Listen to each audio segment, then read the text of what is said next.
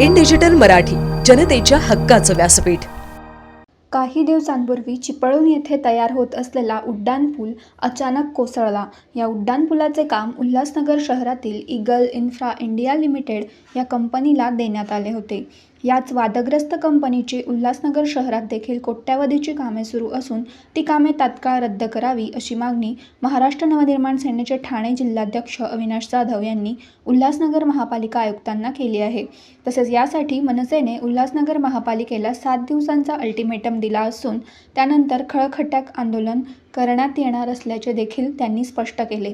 उल्हासनगरमध्ये eagle infra India limited या कंपनीला दिलेल्या सर्व निविदा रद्द करण्यासाठी मनसेचे ठाणे जिल्हाध्यक्ष अविनाश जाधव यांनी आज उल्हासनगर महापालिकेच्या आयुक्तांची भेट घेऊन निवेदन दिले आहे। या कंपनीचे मुंबई गोवा हायवेवर चिपळूण येथे रस्त्याचे व उड्डाणपुलाचे काम सुरू आहे। या कामाचा दर्जा निकृष्ट असून काही दिवसांपूर्वी चिपळूण येथे तयार होत असलेला उड्डाणपूल अचानक कोसळला। या कंपनीच्या विरोधात अनेक तक्रारी असून सुद्धा उल्हासनगर महापालिकेने या कंपनीला 416 कोटींची कामे दिली आहेत। प्रशासकीय व्यवस्थेतील काही भ्रष्ट अधिकाऱ्यांना हाताशी धरून आखून दिलेले नियम पायदळी तुडवून निकृष्ट दर्जाचे काम या कंपनीकडून केले जात आहे। या कंपनीच्या राज्यामध्ये सुरू असलेल्या संपूर्ण कामाची चौकशी करण्याची मागणी आमच्या पक्षामार्फत आम्ही राज्य शासन तसेच हायवे प्रशासनाकडे केली असल्याची माहिती अविनाश जाधव यांनी पत्रकारांना दिली। या कंपनीची केवळ चौकशीच केली जाणार नाही तर सबळ पुराव्यानुसार त्यांच्यावर फौजदारी कारवाई करण्यासाठी देखील शासनाला आम्ही भाग पाडू असा आक्रमक पवित्रा अविनाश जाधव यांनी व्यक्त केला। त्यामुळे महापालिकेचे संभाव्य नुकसान टाळण्यासाठी उल्हासनगर महापालिकेने लवकरात लवकर या कंपनीला दिलेले 416 कोटींचे कामे तत्काळ रद्द करण्यात यावे अशी मागणी मनसेचे ठाणे जिल्हाध्यक्ष अविनाश जाधव यांनी आयुक्तांना दिलेल्या निवेदनात केली आहे। तसेच यासाठी मनसेने पालिकेला 7 दिवसांचा अवधी दिला असून आयुक्तांनी या निविदा रद्द न केल्यास खळखट्याक आंदोलनाला सामोरे जावे लागेल असा इशारा देखील जिल्हाध्यक्ष अविनाश जाधव यांनी यावेळी दिला। यावेळी उल्हासनगर शहरातील मनसेचे सचिन कदम, बंडू देशमुख, मनोज शेलार, संजय घुगे, प्रदीप गोडसे, दिलीप थोरात, मैनुद्दीन शेख, कल्पेश माने, तन्मेश देशमुख यांच्यासह इतर पदाधिकारी उपस्थित होते। एक कॉन्ट्रॅक्टर आहे जो वसई ज्याने मुंबई गोवा एक्सप्रेस हायवेचं काम घेतलेलं आहे 700 कोटी। तुम्ही जर आज मुंबई एक्सप्रेस हायवेला गेलात तर आता जो एक मेजर ब्रिज चिपळूणला पडला तो त्या कॉन्ट्रॅक्टरने बांधला होता। त्याच्याच पुढे वैशिष्ट्य नदीवर एक ब्रिज आहे। आम्ही ज्या वेळेला दौऱ्यावर गेलो होतो, आता मी आदरणीय बाळा नांदगावकर, संदीप देशपांडे, त्यावेळेला तिथल्या स्थानिक लोकांनी आमची गाडी थांबवून आम्हाला एक ब्रिज दाखवला। त्या ब्रिजवरची आताची परिस्थिती ही अशी आहे, अतिशय वाईट दर्जाचं काम या ईगल कन्स्ट्रक्शनने कोकणामध्ये केलेलं आहे। आणि आज कोकणामध्ये जर तुम्ही गेलात तर अनेक ॲक्सिडेंटमध्ये अनेक लोकांचा जीव गेलाय। या कॉन्ट्रॅक्टरला मुंबई आणि उल्हासनगरमध्ये अनेक मोठे मोठे कॉन्ट्रॅक्ट दिले, त्यातला एक 416 कोटीचा कॉन्ट्रॅक्ट हे त्याला उल्हासनगरमध्ये दिलेलं आहे। मी आयुक्तांना आज विनंती केलेली आहे की 8-10 दिवसापूर्वीच त्याला वर्क ऑर्डर दिलेली आहे, तर ते काम तात्काळ रद्द करावं।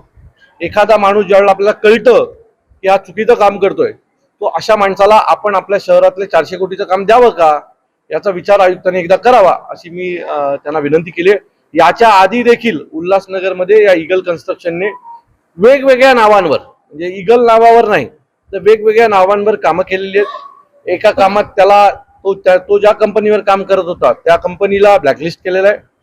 त्याच्यानंतर एक पाण्याचं टेंडर जे एका कंपनीला लागलेलं तिथे देखील त्यांनी सब कॉन्ट्रॅक्ट केलं होतं, त्याही कामाची त्यांनी वाट लावलेली आहे। आता हे 450-400 कोटीचं काम त्या माणसाला देऊ नये, कारण जर एवढ्या कामांची वाट लावल्याच्या नंतर आपण पुन्हा त्याला तेच काम देतोय, सो मला असं वाटतं की हा उल्हासनगरकरांच्या पैशाशी खेळ आहे।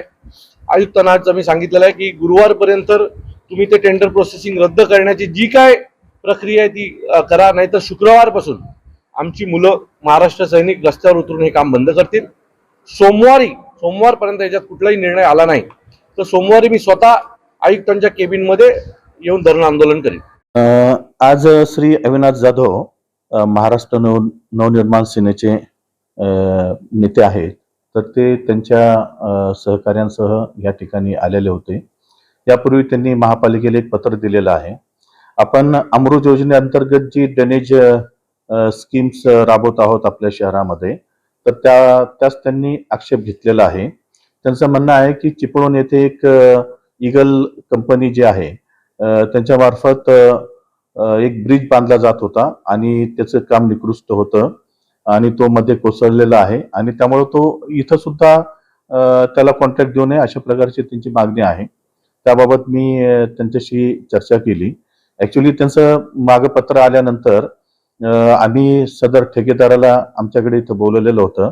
त्या पत्राचा संदर्भ देऊन एक संयुक्त बैठक घेतलेली होती आणि त्याच्यामध्ये आम्ही त्यांना सक्त सूचनाही दिलेल्या होत्या की कामामध्ये कोणत्याही प्रकारचं क्वालिटीमध्ये कॉम्प्रोमाइज होता कामा नये, चांगल्या प्रकारचं मटेरियल वापरणं, चांगलं काम करणं आणि त्याचं योग्य तो मॉनिटरिंग त्याच्यावरती ठेवणं गरजेचं आहे. अशा प्रकारच्या आम्ही त्यांना समक्ष सूचना दिलेल्या होत्या.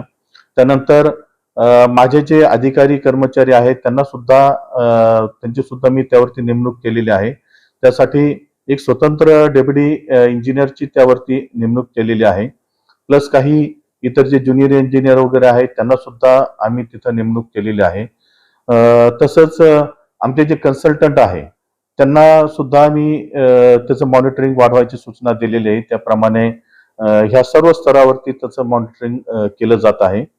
म्हणजे जो मटेरियल वापरण्यात येतो आहे त्याची क्वालिटी, त्याचा दर्जा, त्याच्यानंतर जे कामाचं एक्झिक्युशन केलं जात आहे त्यावरती त्यांची पूर्ण निगराणी आहे. त्याचं दैनंदिन त्याचे रेकॉर्ड्स आमच्याकडे ठेवले जात आहेत.